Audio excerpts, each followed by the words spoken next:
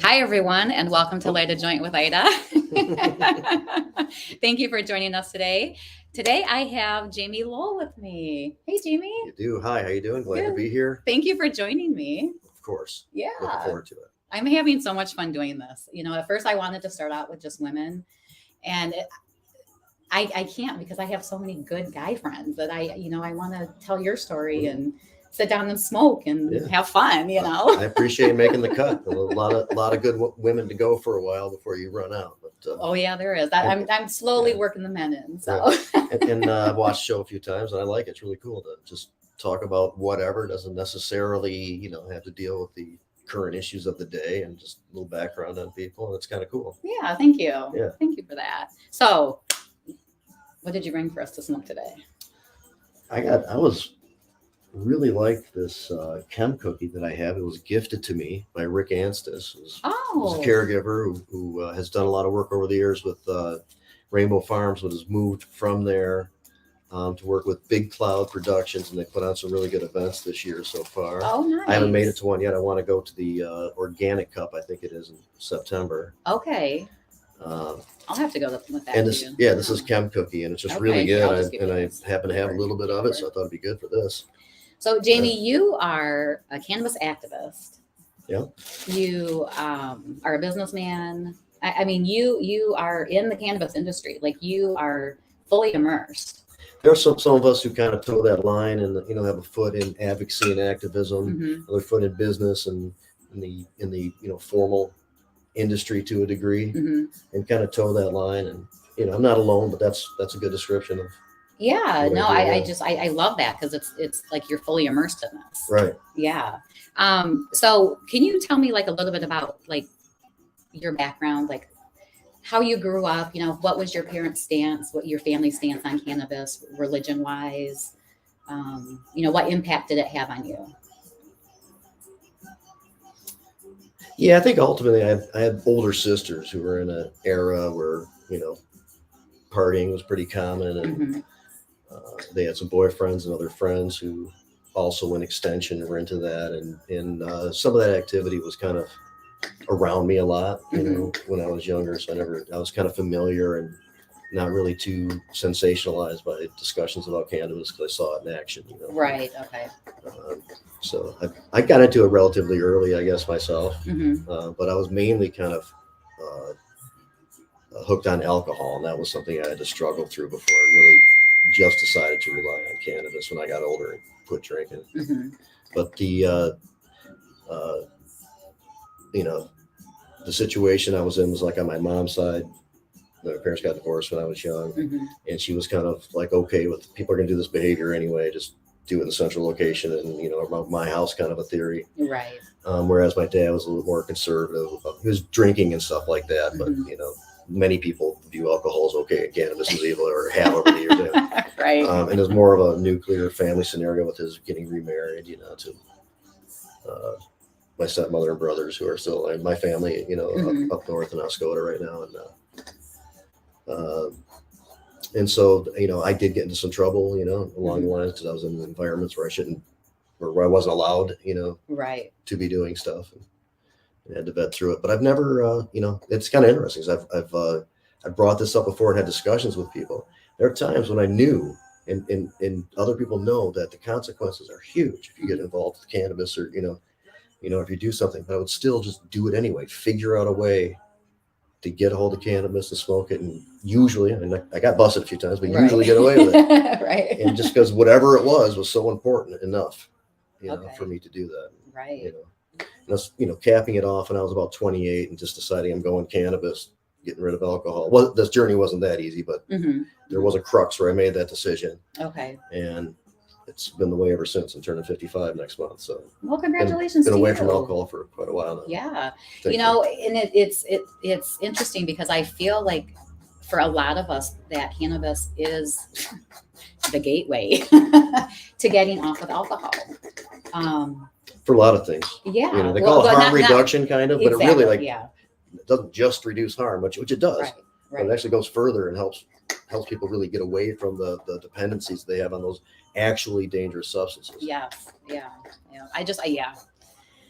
again, education, bringing all of that to the forefront. Since two of us are going to smoke this, I need to go for a much larger joint than I typically would smoke. So Yes, and just you're to make gonna teach me how to. I have a problem rolling by hand. Oh, really? Okay. Well, I broke both bones in my wrist, and I was only given a 10% chance of mobility. So I Really? fought really hard, to be able to do things, and there's just certain things that I can't do. And rolling's one of them. Of course, if I practiced. I can try. Some people have picked up on it. I'm not the world's best, but I'm functional. Okay. At it. So. Do you need a roller? Because I do. No, I mean a roller should solve the problem. Well, I do have a roller. I Right. just can't physically do it. Yeah. Oh goodness. So, do you remember when we first met? I want to say let's see. It's been maybe about 6, 7. No goodness. Longer than that. Maybe 8 years ago now. I don't actually remember. I remember Yeah. becoming aware of you and the work that you're doing. I've always tried to kind of keep a big picture view of what's going on in the world of cannabis. Wasn't specifically working with, pediatrics attention and trying to expand conditions and get more help and all that kind of stuff. But I knew that was going on, that Robin that you're working with Robin and getting in front of Robin always likes to have a full picture of what's going on in front of the lawmakers. She does. Includes the pediatric issues and all that kind of stuff. And she's worked with some other really good people, over the years in that regard. And so I knew about that. And I remember specifically, and I'm not sure how long ago it was, but we were both at a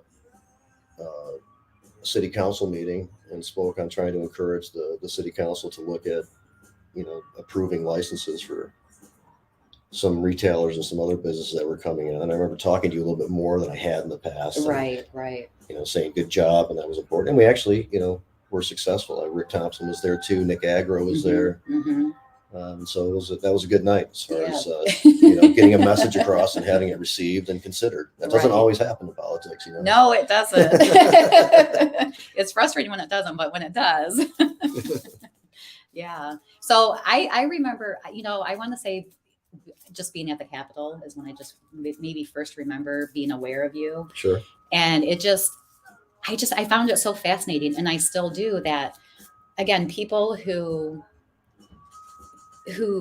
want to help others have a quality of life where it's not really directly affecting them, but where they're wanting to help others, and encourage others and empower them. And that's so refreshing, because I'm not aware of that. That's not my scope of people helping others. And so that's really cool, that that you and Rick, I don't know his personal story, either, but again, just to have those people, those presence, in the industry that say, hey, no, we're fighting for everyone, not and not having so much of a personal stake in it. You know what I mean? Does that make sense? It does. And there's, a few of us have been doing that for a long time, all still kind of hang together. And there's been some disagreements and some weaving in and out of perspective and efforts and stuff like that. But we generally have all stuck together and definitely come together at the right place, right time, when the threats are real and big and exactly, and that type of stuff. And we all came after other groups and other, people have done that. And there's new people coming into the fold now that are creating the same type of synergy and, getting it going. I just mentioned Rick Anstis, him and the Weedsters with Trish Matson and Amy Carter's involvement a little bit more, especially running for state office. And, right. A lot of these people are doing stuff for a long time. Don't get me wrong, but I mean, there's this, real effort that's achieving things out there with more people, and it's for the benefit of everybody. These are other people who aren't, trying to get much more out of it, Right. They need to sustain themselves in some ways, but I mean, they're not certainly the dollar signs and the eyes motivation, type stuff. So. Right. And we need a lot of that, and we need a huge component of that to be part of the whole formula to, move things in the right direction. Right. But yeah, that did happen. I don't know, list off a bunch of names, just leave somebody out or whatever. But generally, there's people, from decades ago still doing this, still hanging together, still talking about issues, still showing up and working on stuff. It's very cool. It is really cool. It's neat, you know, just the dynamics of the community, because it truly is. I mean, we become like a family in a way, you know, we've got each other's backs. Hey, so I just started rolling this, but let me get back to the lesson so that Okay. I was just anxious to smoke it after taking so long to get it together. So obviously grinding, that kind of gives you a uniform, you know, ground material. Right. And so what I typically do is, this is kind of advanced already. Just dump it Yeah, into the because paper. you've already got it in the paper. That's part of my problem. I'm going to screw it up.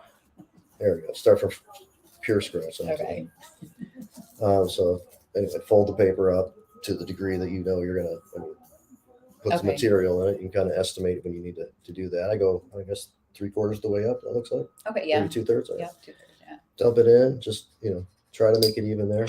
Once it's in, I kind of create, and this is a common thing, you could see these put a divot in the middle with 2 little humps.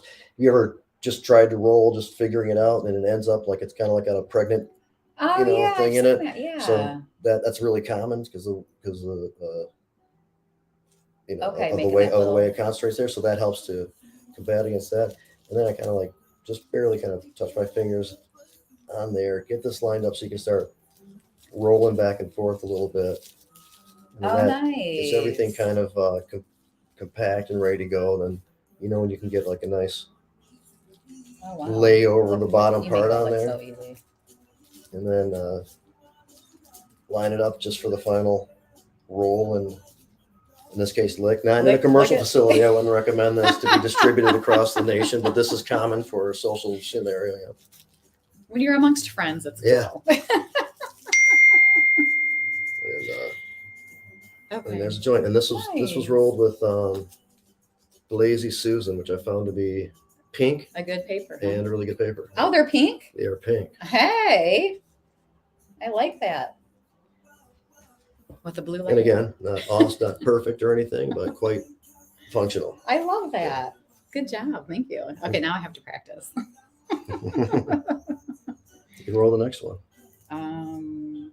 What side do you smoke from? I would light this side. That's that's another I guess issue with my joints. I hear that question a lot after I hand a joint over after I just rolled. What side is that? It works actually from both sides ultimately. So. Well, it does. But no, that's really good. So, Jamie, where did you go to school? Are you from the area? From Michigan my whole life. Okay. I did go to a boarding school in Florida for about 2.5 years in Central Florida. Okay. Called DeSisto. There was a campus in Massachusetts too. It's really weird, therapeutically based school with a kind of a bizarre history and stuff like that. Interesting. But I got a lot out of it personally, so it was a good experience. I also went to Andover and Bloomfield Hills for a little bit. Mm-hmm. Okay. And then I went to several colleges. I did finally graduate with a bachelor's in business management, concentration in human resources. Okay, nice. How does that, moving forward, how did that help with the cannabis industry? Not much directly. Oh, no. No, there is some stuff I did learn there academically that I could apply. Mm-hmm. But really that exercise for me was therapeutically important to finish my degree because I picked away at school for so long that I needed to just finish it. I double majored in philosophy and geography at Eastern mainly. I mean, I've gone to several schools and stuff like that, but that was the closest I came in consistency. Mm-hmm. But I realized, I just want to finish this. I a degree in philosophy or a degree in geography might not be as applicable right away. So I went, spring, summer, fall, winter, loaded up on classes and finished off. Just got it done and over with. Yeah. Yeah. Okay. In business. So that thinking that was more, but it turned out not necessarily to be. Right. Right. I feel, like the majority of kids who go to college, we don't know what we're, in store for. Right. Because it's like all of a sudden we're sheltered and then it's just like the real world, and it's just, it's not what's cracked up. Some people prepare their kids, or some kids get into a situation where they are better prepared than others. And, there's lots of stuff I kind of wish somebody would have laid on me, along the way, but Well, I think all of us can say that, but Mhm. but again, our parents are doing the best that they can with Yeah. what they have at the time, Right. Yeah, I mean, the intention wasn't to deprive you of information so that you could go out there and squirm around and fail necessarily. It's Right. just how it works out for some people sometimes. So how did you get into becoming an activist? Like what led you? Because I know you were a caregiver at one point, and Well, what first happened as far as cannabis goes, well, I've had a passion for it and a little recognition of normal and going to some of the hash bashes. I Mhm. actually had National Normal send me a packet of pamphlets one time. Oh, That cool. I handed out. That was probably the closest in the early days that I got to some kind of activism. But Okay. the fact that the message was impressed upon me, I think was important. Hmm. Back then. It was when we decided to kind of go into business. Like the law had passed.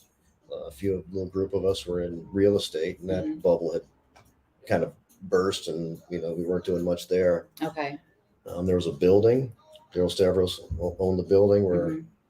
as an adult, I went to for probably 10, 11 years as a real estate appraiser, and they were like mortgage brokers. And so, they were my biggest client. We just worked together for that long. And now we're all out of something to do. And laws passed. We're like, hey, let's do this. And a couple of us have had smoked and really liked cannabis a lot. And that was the best we had to go on. We read the law, said, cool, they're doing this stuff in California. And, Wow. and just went for it. And then there were some changes in the original lineup, and those responsibilities of responding to the questions or having to go work with the local government or uh, whatever kind of like started coming more and more to me. In Okay. the meanwhile, though, I'm getting to know a lot of the other people in the field. I mean, Chuck Ream was a huge early inspiration to me. Hmm. He's a legendary activist in this world, and support from him and others around that time were really important. And once I realized that there was a process to it, that there was people receiving the message, and to some degree I got frustrated later on. Politics itself is not necessarily concerned with good information or overcoming objections, or there's other motivations for decision making that aren't Right. like reality based. No, and people Yeah. don't understand Yeah. politics until they actually start working That's by the with way. their local government. That's by the way. One of the reasons Robin needs a lot of credit is because while many of us got going in the legislature and went, look, I don't like getting lied directly to my face. Right. My soul cannot withstand that. Robin was able to kind of like get some perspective, realize that there was going to be some that type of weird shit going on. Work Mhm. with some professionals and stuff, and just really and deal with it. Yes. And Yes. that led to a lot of other good things. So, Mhm.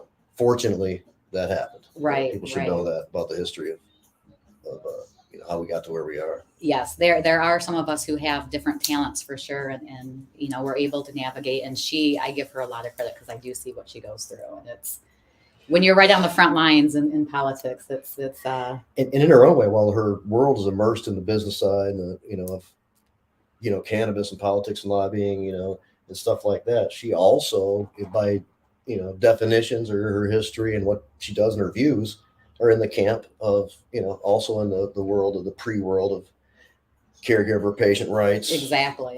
understanding of how that works, and then Mhm. deals with this. I mean, those things are all encompassing to her. She's not part of the camp. Neither is generally the MICIA. Right. You know, Right. that is trying to peel back existing rights or hurt other things that are not them, like the big money interests that we complain about and have to work against a lot. Yeah. Yeah.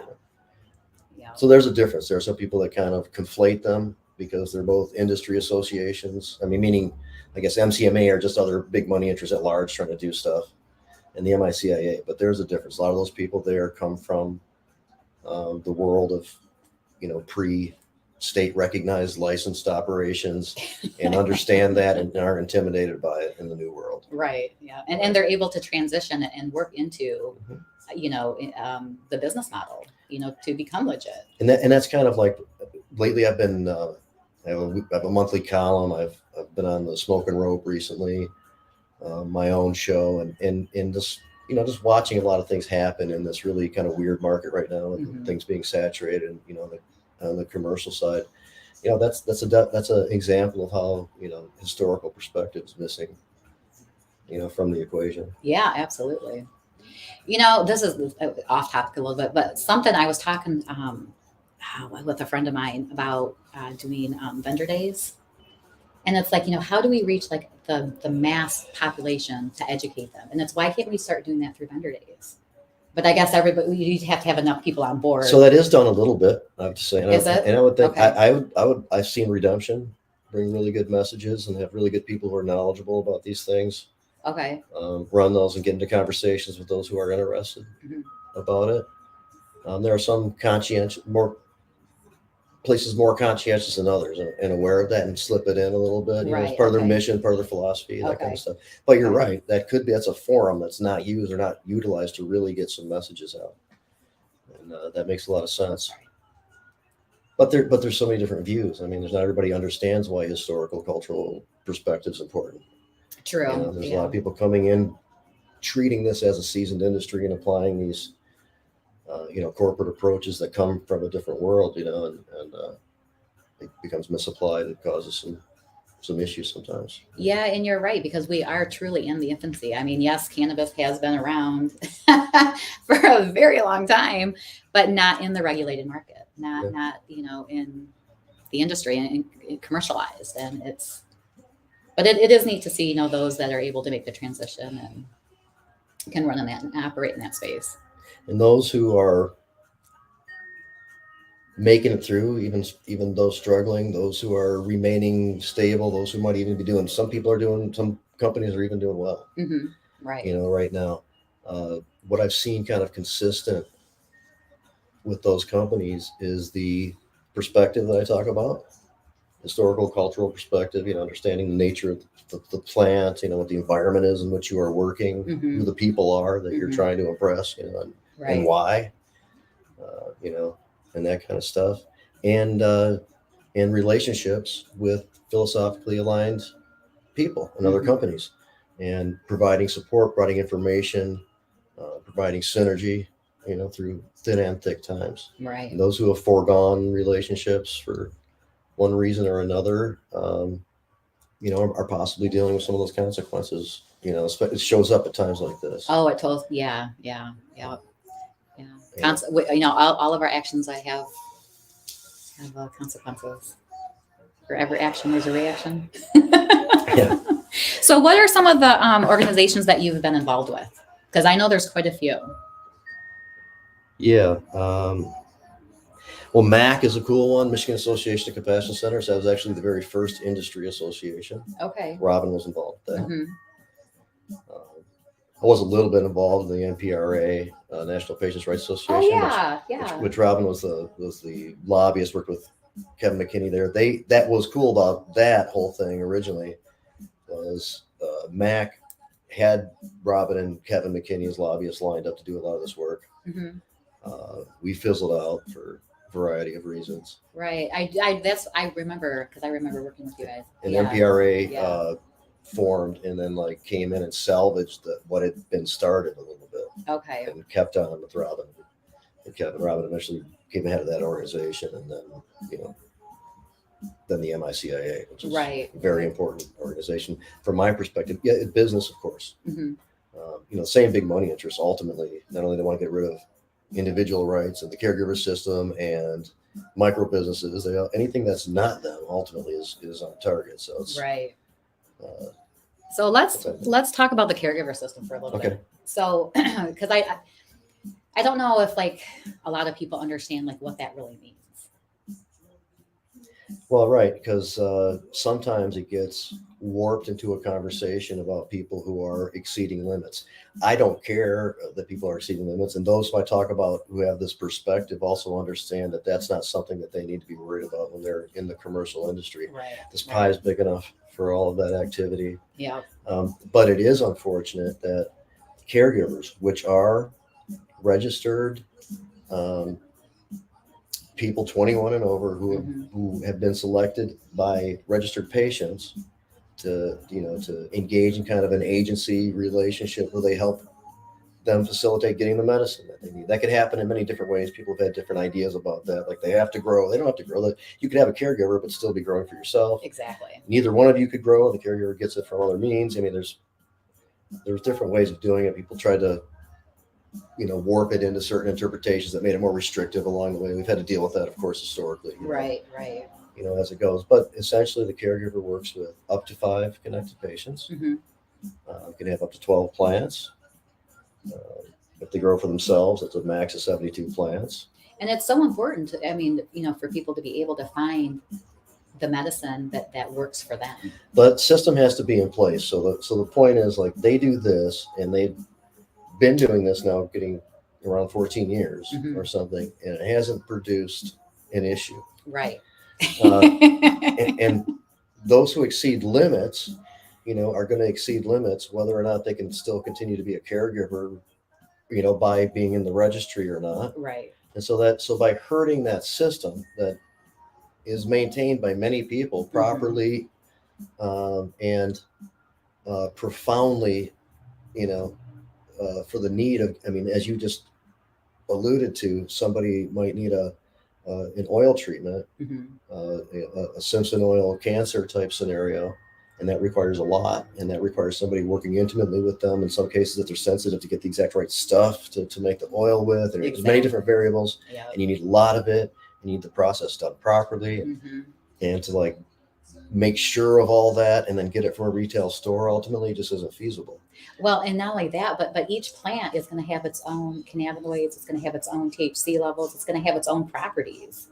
Each plant's not going to be the same every single time. And you need something like that direct caregiver-patient relationship in order to really figure that stuff out. Exactly, and keep it as dialed in as much as possible. Yeah. And there's no reason to get rid of it. There's this fake hysteria about the health thing. Like, you better test them just like the commercial industry's testing. And they mean literally, caregiver test the cannabis to deliver to their up to 5 connected patients. Right. I was talking about the garden, and there's 72 plants maximum. Not all people who are maxed out, first of all, with all that many patients. Right. Not all people grow all those plants. And then when you are growing, and you are growing all the max plants, and you can, and there's different really good reasons for maxing out on what you can grow. It could be need of patients. It could be just increasing the chances of having something good to work with, depending on, and you don't necessarily have to grow more right on top of it. You can decide that you have enough material now to, there's many different variables that you don't have to just assume that somebody's just cranking up, the thing. And when you say 72, some are in flower, some are cloned, some are in the vegetative state, or however your system is set up. And it's just not, you're not just blasting out, and also the spaces and the resources that you have dictates, to what degree you can take things, and and so the number shouldn't be freaking people out or anything like that, but that's often used to equate, well, they don't need all that, then they take that extra, then they go do this with it, Even the smell, though. So, like, when you go to the town hall meetings, and that's like the number one complaint, it's like the smell. And it's like, okay, let's break down the smell, because it's not something that you smell consistently, like, throughout the entire year. It's part of the growth cycle. And then so it's educating and it's understanding, like, the process and what the plant's going through, and then what the caregiver's actually taking that medicine, and making it for the patients. And it's just educating the public to say, hey, like, in the summertime, we might smell manure. Why do we smell manure? Or other plants. We smell flowers, but it's understanding that this is a medicine, there's a reason it's here. I'm sure, to some people, the scent isn't pleasant or something like that. To me it is, and that kind of thing. But I tend to believe that people can recognize it, and so therefore make a big deal about it. Right. Not that it really is an issue. Like, it really doesn't really smell bad. It smells like people know what, like, kind of plants and flowers and foliage and things like that smell like. Right. That's what it smells like, and some of it smells better than others. Yeah. Like, I guess there's those, who just have to make a big deal about nothing, which is so frustrating sometimes. All these complexities and issues with just trying to normalize it. Yeah. So you actually were co-owner with one of the dispensaries, the first dispensary in Michigan. Is that correct? That's correct. Certainly, there's some other good activity going on that should be commended, too. but certainly like working transparently with local government, Mhm. saying this is what we're thinking about doing, this is what we want to do. Okay. Where was this at? What? Ypsilanti. And what's the name of the store? It was Third Coast Third Compassion Coast. Center, Yeah. Okay. and now it's the same at the same location. It's called Oz Cannabis, but that's been in operation. It was down for a little bit due to some of the changes in laws and stuff like that, and getting ready to meet some of the criteria to open stuff again. But Okay. it basically has been running consistently, since 2009. Okay. Nice. So, what role did you play with helping with rec? So there were 2 runs back to back Mm-hmm. to try to legalize. The first one solely done by an organization called MI Legalize. Right. Okay. That was in response to hearing about how the big money interests are going to do the same shit that we keep on, essentially talking about. And they eventually want to get to legalization, but totally on their terms, Mm-hmm. in ways that only benefit them, restrict others from really participating. The things we don't want. And so we said, hey, we got to jump on it and get there first. Then, if that's the case, Chuck Ream, who I mentioned earlier, has been involved in so many things, but he and Tim Beck were responsible for getting the local initiative process really up and running and people involved in that. Oh, nice. And they were involved in getting, and there many other people were involved too. Mhm. Obviously, it took a lot of people to do it. Mm-hmm. But point being, they got like 5 cities to go to demonstrate support for medical marijuana, before like MPP and other support would come in and help do a statewide effort to let it go statewide. Okay. So then that was also, put in for the for legalization too. We'll start doing lowest level priority enforcement, kind of like what entheogen stuff's doing now, and other form. And they added more to it, like so if there's a transfer, so it got a little bit more complex. We tried to create more ability for people to move cannabis around a little bit. Right. And it also shows it's the best poll you could possibly have. It shows where the support is, for that kind of stuff. And, so the low ones were in the high 50s, and they got up into the 60s and stuff like that for support. Okay. And there was a few more of those. So Chuck had his January brunch to congratulate and to recognize a lot of people involved in these efforts. Mm-hmm. And there was a lot of stuff going on this year, so he decided that he needed to have more space. We actually had it down where Third Coast is. Oh, nice. We've had a lot of important meetings, and then a lot of I think historically contributable things there, to this and that. And during that meeting, it was brought up about the big money interests that are going for trying to get things on their terms, Mm-hmm. and all that kind of stuff. Mm-hmm. And so the first effort, ballot effort, MI Legalize, was formed ultimately. Mm-hmm. As a result of that. Okay. Then we ran into what we think we were unconstitutionally denied ballot access, but it turns out we didn't make it to the ballot regardless. And but we demonstrated support for it. I think MPP came back around. Mm-hmm. We worked with them. It was a little shaky. Their approach became different from the first time that we had worked with them a little bit. Mm. So there were some issues, but generally we came up with all the interests involved with something that everybody could work with. Nice. Like some people were thinking, okay, we're gonna make this more restrictive and benefit us later on, and Mm-hmm. some of us are thinking this is just getting a start. We're gonna this is just an incremental move forward. We're gonna keep on making it more broad and liberal. Right. But we all got to that one point. That's awesome. Everybody was able to come together and bam, here we are. And MPP's experience in doing that is pretty vast. Mm-hmm. And then the person that they had to do, and this is the other thing, I was part of the actual draft. There are people who will say, like, I was part of the language, I was part of drafting or whatever. And they kind of were, because part of the process was opening it up to the public and Mm-hmm. bringing in more information and stuff like that. But there was a real group of people who were the selected drafters. Oh, And Robin was one of them. Mm-hmm. I was one of them. nice. Jeff Hank from MI Legalize, Mm-hmm.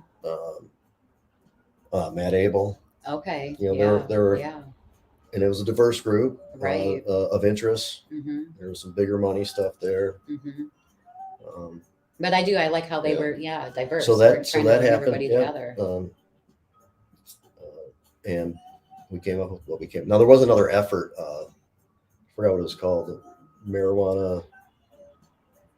I forgot what it was called. It was another ballot effort that was going simultaneously to our first one. Yeah. And there was a representative from that effort who was at the table drafting too. 'Cause the point was like everybody's had an interest and done something. Let's bring them all and let's get this all down together so we don't have to competing things again. Which makes sense. Make something happen, and ultimately that's what happened. Nice. Okay, able to push it forward. Yeah. You know, here we are, but you know, we still have a lot of work to do from a lot of perspectives. Yes. Yeah. And there's a lot of different interests still trying to tuck things in different ways. So. So how did changing topics here? How did you and Rick come up with Jazz Cabbage? And how long has that been on? You guys been doing that for a while. I say Rick said last time I talked to him about it was like 6 years, 5 or 6 years or something like that. You've been on the air for 5 or 6 years? Well, I was with and still am from time to time when it's going on with Planet Green Trees too from before then. And in fact, it was kind of like seeing you know, an opportunity to do something similar, but a slightly different twist on what Planet Green Trees was doing with an attorney as a host, which is partially its own kind of perspective. And, you know, and we kind of saw a room for having a different kind of a conversation. We had different ideas, you know, to what we were really going to do, but ultimately it's a pretty narrowly focused, you know, show. It turned into like, you know, cannabis politics in Michigan specifically. Right. But you know, we have a lot of support with it, and those who do consistently, you know, listen to us or come along the journey with us, you know, are those who are really interested in this stuff. And it became obvious after a while to us, we're not trying to like create this thing that we, you know, have a 1 million followers and do everything. Right. We're now like, if we just get some good usable information on record every week that we do this, you know, and that doesn't mean we exclude entertainment and fun, you know? But you do have to have fun from time to something time. important, something interesting, something somebody can work with. It, you know, we've done our job. We do this for ourselves too. You know. Well, you enjoy it and you're having fun doing it. Yeah. I mean, that's why I do my podcast. It's fun to do. I mean, right on it. And I like the idea of this.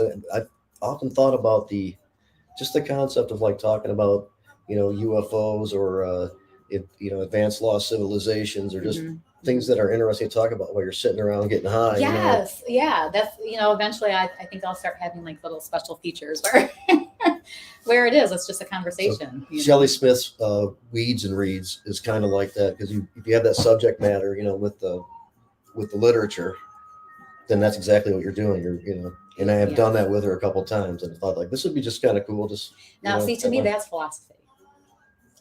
Okay.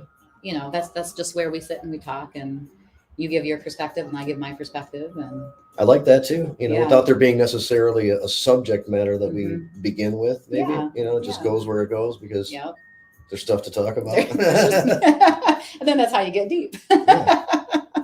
You know, I'm not much of a surface. You can learn stuff from that, you know, and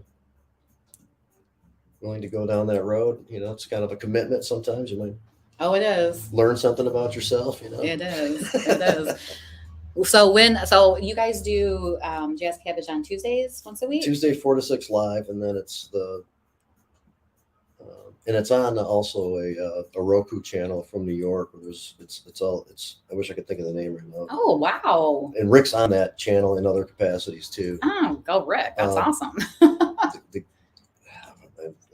I shouldn't have brought it up without being able to say what the name of it is. I can probably figure it out. But I don't know, just follow Rick. You'll easily find out what it is. Right. Rick Thompson. Yeah. And then it's on all these like common podcast platforms. Okay. So anywhere you normally would either listen to it or watch it, you know. Nice. Podcast, it's there. Yeah. So. Okay. I like how you're getting. We won an award last year. Somebody thought we were worthy. And that was like a national thing too. Which was pretty cool. Congratulations. And then we did a segment with John Sinclair, and just off the cuff, Rick asked him, there's a common story, you know, part of his, you know, awesome history and legacy about how he was involved in a case. He really had nothing to do with it, but he was involved because he was accused. He was such a troublemaker. They just assumed like he was like, you know, the one who created this issue. I think it's like somebody blew something up or something, or threatened to, or something like that. Watch the segment to know the answer. I should rewatch it myself. But man, it was amazing. he recounted all these names and dates and all this kind of stuff.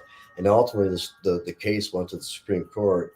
Its ruling was such that the fact that they had just planted all those microphones and stuff like that at Watergate, they had justified it previous to that. But this ruling, based on this case, essentially said you cannot do that. It's unconstitutional to eavesdrop or to whatever or to spy on our own citizens or whatever I forgot exactly. Maybe I should listen to it again myself. But and so they had to go back in and yank them out. That's when they got busted. So like John is was involved with taking down Nixon through that. And that's what that story was about. Like Rick just asked him off the cuff. He came on just as a friend, just check it out. And, he's just a very cool dude, and we did that segment and it got recognized itself. So that was pretty cool. That is awesome. Yeah. Wow. So what is your involvement with Michael Thompson? Michael Thompson, as far as my personal involvement goes, is working with Michigan Cannabis Freedom Coalition and others to, help get him out. And I was there at 4:20 in the morning when he was released and started giving him support. A couple of people I work with went on to form an organization with him called the Michael Thompson Clemency Project. I just simply supported it. Okay. Rick recently joined it. Oh, did he? Yeah. Nice. And so it was really inspiring when he just got out. He's doing an interview. There's been this documentary made about him. In fact, it's being circulated. I saw it in Flint not too long ago. The Sentence of Michael Thompson, I believe it's called. And but that's powerful. It's pretty moving. Yeah, it's pretty moving, and people should go check that out. They were out there and other media and stuff like that, and he was just like, already going to work. We have to get these people out. There are people in there who shouldn't be there. This is really rough. And, the reform is needed, and he just went right at it. Yeah. So that's why you got the kind of support that he got, and that's awesome. That's wonderful to hear. That. Just the support that's there for him. That's nice. Rick and I also work with Johnson Clare Foundation, Thad Brooke and others. I'm on the executive board with him, and we're trying to preserve his legacy, his works, and create ways for people to generate revenue that will benefit the foundation. Nice. Okay. And then that helps to benefit the family as well as preserve all the whole legacy package. Exactly. He hasn't made anything off of this. Talk about people who haven't, I'm in that category a little bit, right? But talk about people who just done a lot of good positive work for something and haven't seen the kind of realization that you would think that would. Which is unfortunate. That's unfortunately just how the system works. You know what I mean? It's just.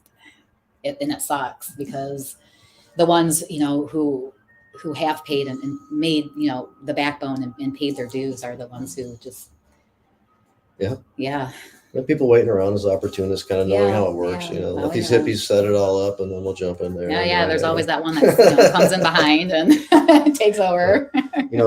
John represents really the historical perspective that I'm kind of referring to as being really important. I mean, he and a few others have, some would argue his wife Lenny at the time was involved, and just kind of like kicked this thing off in its modern world. The hash bash as a result of John. Of course, there was the huge rally at Chrysler, and his story is really good. But he was also a huge civil rights dude. He started the White Panthers, which is a group of white people that specifically to support the Black Panther movement. Nice. The Black Panthers didn't have white membership, so this was a way to support but honor the way of them. That's wonderful. Wanting to go about this all inclusively. Yeah. And his whole being has been that of the supportive, all inclusive, diverse world. And he calls himself a poet. He's done a lot of stuff, but he calls himself a poet. Oh, I love that. And, he's been through some health stuff. He is 80, but he just doing well enough now. He went out, did a gig last month. And hope to see a little bit more of him. And Rick and I are kind of working on some stuff. We've never really combined forces for commercial benefit before. Okay. But we think a branding licensing opportunity with utilizing kind of our background, our association, our notoriety, our connections, experience, and then pointing it to somebody like John, who and maybe some others down the road too. Yeah. But John, makes a lot of sense because his story is so vast and big and important to this whole thing. And so we're kind of we're looking at a combination, getting a lot of great response, talking to some really that's good people. awesome, Jamie. And congratulations on that. yeah, so that's a project that we have in motion right now. I'd like to see that through and modeled after the redemption approach with Ryan, which of course is exemplary, and he's one of the people that are supporting us and helping to guide us a little bit. So he happens to know a lot about that process. Very helpful. We've asked some lawyers. He's a mentor for a lot of people. And he wants to see just good people succeed in this. In this environment.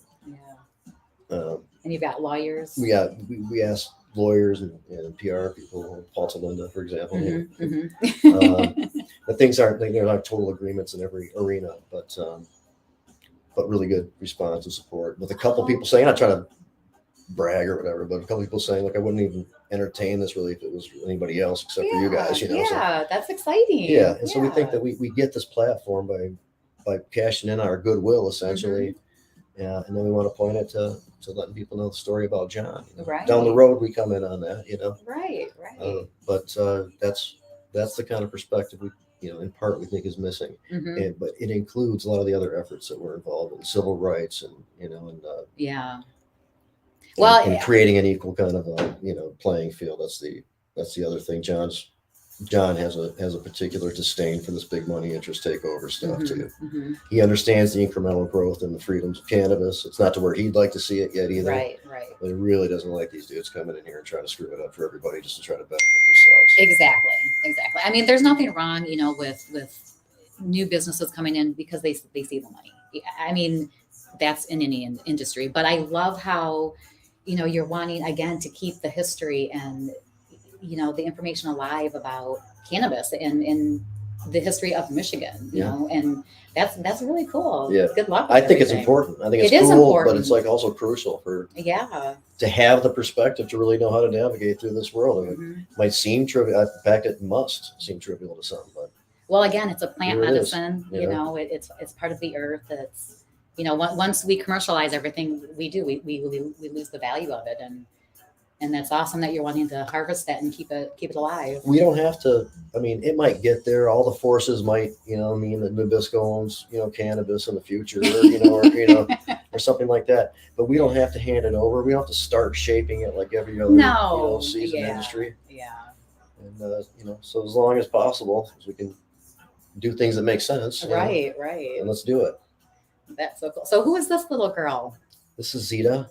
She's about 6 and about 6 pounds. She's so cute. So medium hair, which means they weren't as desired, I guess. I don't know a lot about it, but the long hair ones and the very short hair ones ultimately are the more desirable. Oh, interesting. Ones used for shows or whatever, but she does the job for us. It's so funny what we put our interests in, right? Show dogs. I mean, that's a hobby. So have you, personally, did you have to, what did you go through for cannabis to become legalized? Did you have any, were you looked at differently? Were you shunned, or did you have that? Was that impact? Yeah, I had all of it because of the position and context and length of time. Okay. Meaning I got hyper focused. It started and then that was just it. And there were times when I was able to kind of sustain a little bit through those efforts. There were times when things just started falling apart and I wasn't bringing in cash flow or aware of the other kind of resources necessary to really, right, reasonably move forward, and had to get hit by that a couple of times. And my wife had to put up with that along the way. In fact, I've got some stuff signed to her from John and from Boss and George. Boss George passed away, of course. So rest in peace, Boss and George. That say, thanks for putting up with Jamie and all this kind of shit. Thanks for giving him the allowances to do what he needed to do. Yeah, but not easy, and we're still kind of dealing with some stuff. So that said, there's more awareness now to kind of working on some things, and this world brings with it, like the project I have with Rick, and, Right. some other opportunities I'm seeing, and hearing from a lot of people with support and, some interest in Mm-hmm. doing some things. And so Mm-hmm. that's where I am right now, seeing where I can fit in, what I can move forward with. Nice, Yeah. nice. Do you feel like you've come full circle with your life's mission? Well, I mean, if I define like my cannabis efforts as my life mission, Mm-hmm. because I may do that because that's an identifiable thing Mm-hmm. that I spent a long period of time with, that had a start. And then, although I say, and many have to say we have a long way to go and all that kind of stuff, Right. it did hit a distinct level of, uh, you know, move forward that is significant, Mm-hmm. so there you can define like, this happened, Right. and I was part of this effort that did that. Mm-hmm. And so my life's mission, I mean, that's like as an individual, yes, kind of, like I really worked hard for it, this Mm-hmm. question. Right. It took, unfortunately, in the face of all this opposition, just lack of wanting to understand this, Mm-hmm. logically, tens and tens and tens of thousands of us over decades to actually make this move. Right. So in both contexts, I think that was a mission that has been accomplished. I don't want to see it get deteriorated. I want to see it get better. Right. But it happened. Mm-hmm. You know. Yeah, I like that. So well, it's not just one person. It takes, a community. And sometimes people say, I wish I could do more. I did this. Well, I called my lawmaker and told him, when you do that right there, you helped out significantly. Exactly. Yeah. Every little thing you do, you take the time out to do, you have the time to do, the desire to do. Right. It all helps. And you're now one of the people that have helped move this needle forward. Mm-hmm. Mm-hmm. More of that, the better. Right. Right. Yeah. I guess it's understanding too, like when we elect, representatives, they do work for us. So we do have to be in contact with them. We do have to call them and say what we agree with and what we don't agree with, and meet with them and tell them, again, what we want to see them do and the changes. Right. And it's just, again, it's community involvement. Yeah. Yeah. And there's a lot to what you just said. I mean, that's the simple version. It is. For sure. The surface version. but it's kind of worked, especially like when all of us, meaning industry people, advocates, activists, just people that want to just continue participating in the legitimate caregiver system. Right. Not be compared to those who are, exceeding limitations, as an issue. When we all kind of line up against something that we recognize as an issue, it works in spite of all the complexities that we talk about having to, move around in Lansing or, in politics or whatever. So, Right. that's been pretty cool, the truth matters sometimes, and if it matters to enough people at the right time, yes, you can actually stop something or move something forward. And to get a bunch of diverse ideas, even on the same side of the playing field, to come together for a second to help out with that is what's happened enough times to move this forward. And kind of helping to facilitate that and see when and how and where to put that together, I think is one of the things that I've contributed to this. Absolutely. Yes. I would say that you've been, a driving force within the cannabis industry for sure. Just educating and with the language and the bills and thank you for everything that you do. And again, I know we kind of talked about this beforehand, but why is it important for you to do what you do? It's a good question. I'm struck with just how like dysfunctional things get. All the culmination of reasons lead up to this thing, and then it's just doesn't really work when you're just looking at it from another sideline, like, Right. Why did that happen, or whatever. Cannabis represents that to me, a lot. When we first got going, I'm like, oh, this is simple. These arguments are good. I can overcome, their objections. I can discuss this. And I didn't even know all the wonders of the plant yet. In fact, we've all learned a lot more since then. Yes. But there was enough to like still go have these discussions and everything. And when it was just like we're just not doing this because the police don't like it, or whatever. That didn't work for me, Right. and I just can't leave it there, No. and I'm still frustrated, but I've learned how to deal with that a lot more. My expectations are different. The way things work very slowly, the way people will, use their connections and their influence, like the big money interests, and kind of get some stuff artificially that they want. Right. That's a reality of this process. It's unfortunate. We do have some stuff going on, like the new districts, and there might be some change and some of that, Right. Yeah. I mean, one can hope, absolutely. But our legislature, we get nationally recognized for having, one of the most corrupt, in some ways, legislators, and there's a lot of transactional type shit that goes on there. There's also a lot of ignorance. There's good intentions, but ignorance. And there's also the type of thing where I deal with so many issues. I'm just letting that trusted group of people tell me what to do with this. And even with the best of intentions, that group has bad information or is kind of made a decision on the wrong side of history, or from our perspective, right, kind of a thing. And so we have to deal with all those types of factors, and the term limit thing, good or bad for whoever, there's lost historical perspective, and then people are starting off new again. They're easily manipulated by bad information. It's a real thing. Yeah. Oh yeah.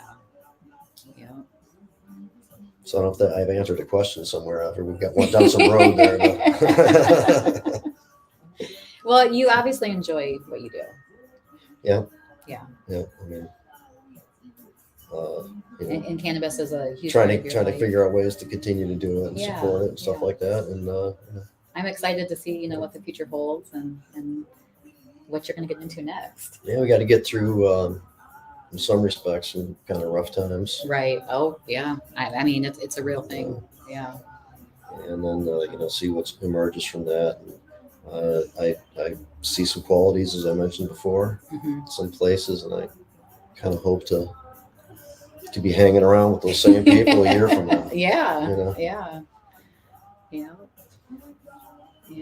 Well, we're getting close to our hour. That was a quick hour. I know. I've screwed on with this joint a lot. You're fine. It's so funny because, like, I asked my son, I'm like, have you watched my podcast? And he's like, no. And I'm like, why not? It goes by so fast. He's like, for you.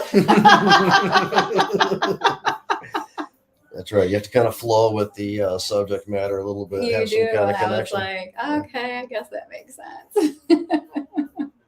But thank you so much for coming. Yeah, over. this is awesome.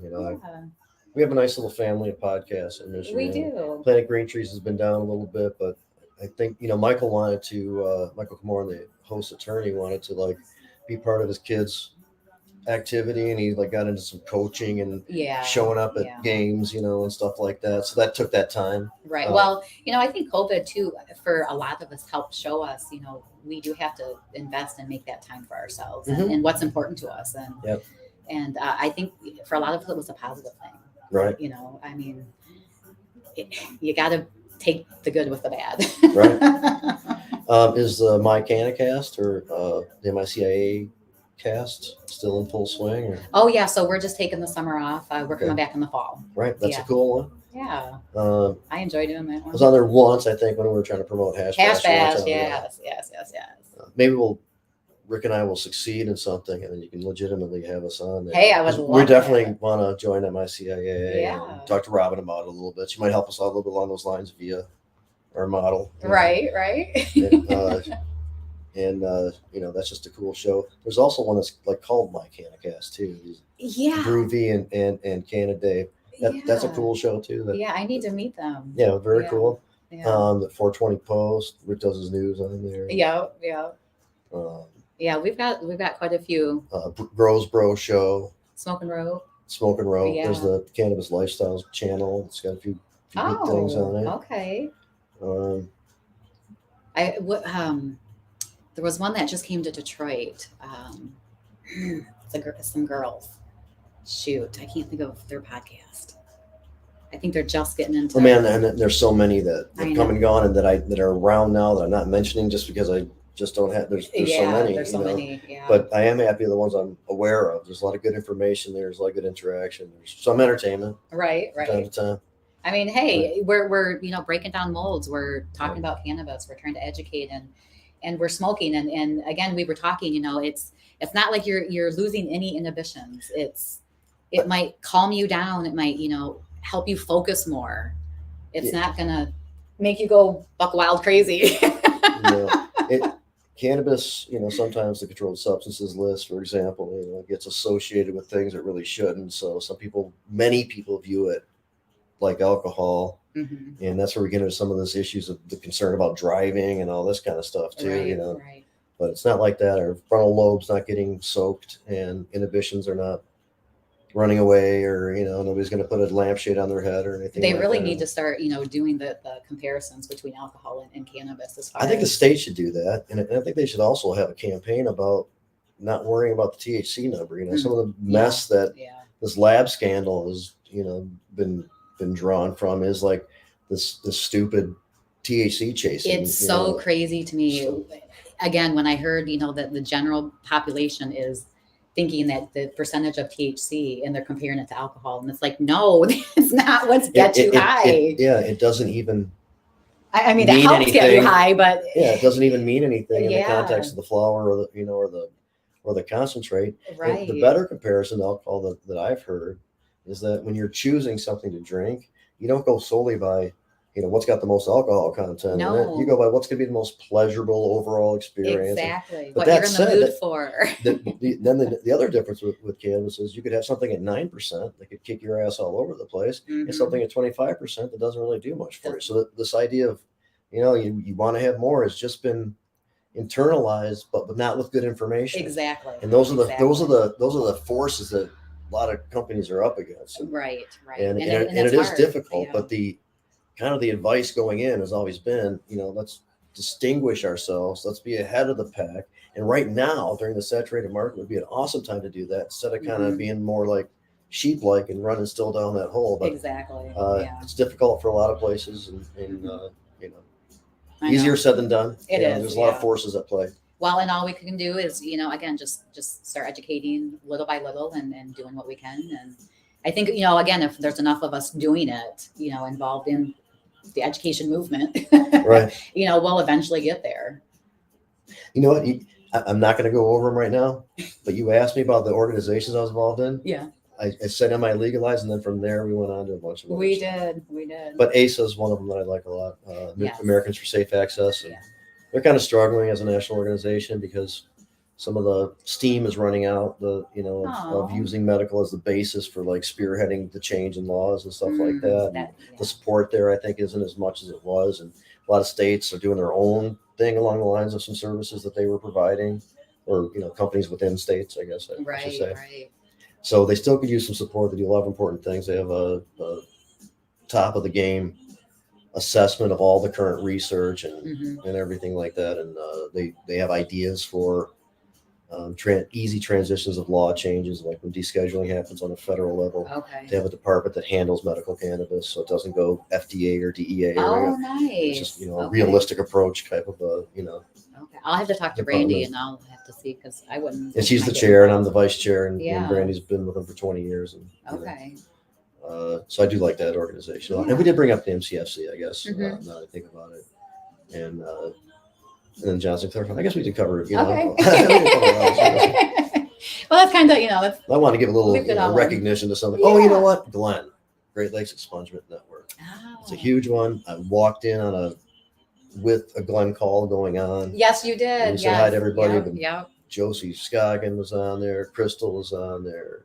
Karen. Paul Talinda. Yep. And, getting people's records expunged. That's awesome. So I'm on that board that's too. Exciting. And that's a great one. And that requires a lot of money. Yes. And we get funded by the industry. Mm-hmm. Okay. We're getting some money, but industry's not doing as well. So, that's how it goes. Right. We're trying to figure out what to do. And anybody does have any expendable money and wants to help people get their records expunged, they'll be happy to take it. Awesome. You go to the site, GreatLakesExpungementNetwork.org. Okay. All right. And also, if you're in need of getting your record expunged, there's an application there to fill out and get assessed and at least know what's possible. I think you can figure out what's possible. That's awesome. Yeah, that's awesome. I love that you guys are doing that.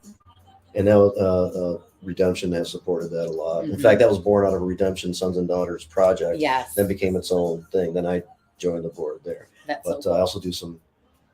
I'm on the advisory board of the Redemption Foundation also. Oh, Now that I nice. think about it, Yeah, see? which is good because they support a lot of the other things that I just mentioned. Right. Also, It's hard to talk about Yeah. yourself. I mean, it's hard to, Yeah. our accomplishments, and good job. Yeah. I like to have platforms for policy. Just start joining the Western Cannabis Guild, Mhm, Business Guild, to be involved in the policy committee from the MCFC. mhm. Try to work with the Cannabis Caucus, what I didn't mention yet, and help drive ideas about what's good, what's bad, kind of what we should go in and why. Right. Just based on my kind of years of experience of seeing where we are with these things. Yeah. Plus, Yeah. knowing good people and to having good conversations with people about perspective and taking the information in and adjusting my perspective Right. to what makes the most sense. Mhm. And that kind of stuff. So Well, Jamie, I wish you the most continued success. I love everything that you're doing and that you stand for, and that you're out there. You're putting yourself out there, and it's hard to do that. And thank you for doing that. just eased into it, but I appreciate you recognizing that and. Well, Yeah. I mean, you may have eased into it, but again, it's life affecting. It's because people do judge us, Right. and you've stuck there, and it's bigger than you, and that's awesome. Yeah, I just got into it, and I felt I use the analogy, and I hate to take up more time. No, I use the you're analogy: you're walking by like a burning house or something, and you see that you could easily like walk in and grab the cat out, or the kid or something. So you just do it, Right. So that's what I'm 14 years later doing that. Yeah, I love that. Yeah. So ease into it. That's what I mean. Like no thought, just Yeah. I'm just doing it. Just doing it. Yeah. And there's still stuff to do. So. Exactly. Yeah. Well, that's all the time we have for today. We'll have to do another expose. Yeah. But thank you for joining us today. Thank you for coming out. I appreciate it. Had a great time. Yeah. Join us next time on Light a Joint with Ida. Hope you all have a great day. Enjoy your week and take care of each other. Peace.